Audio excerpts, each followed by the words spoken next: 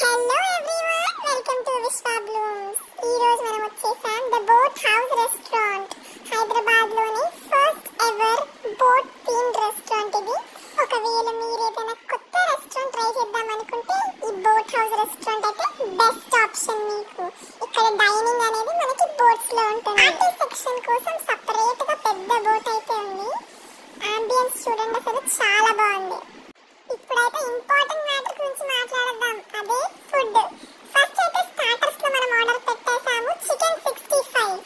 Decoration అయితే అద్దరు కొట్టేసారు అనుకోండి, చాలా బాగుంది. ఇదైతే ఒక మస్ట్ ట్రై ఐటమ్ అని చెప్పొచ్చు. క్వాంటిటీ కూడా డీసెంట్ గా ఉంది.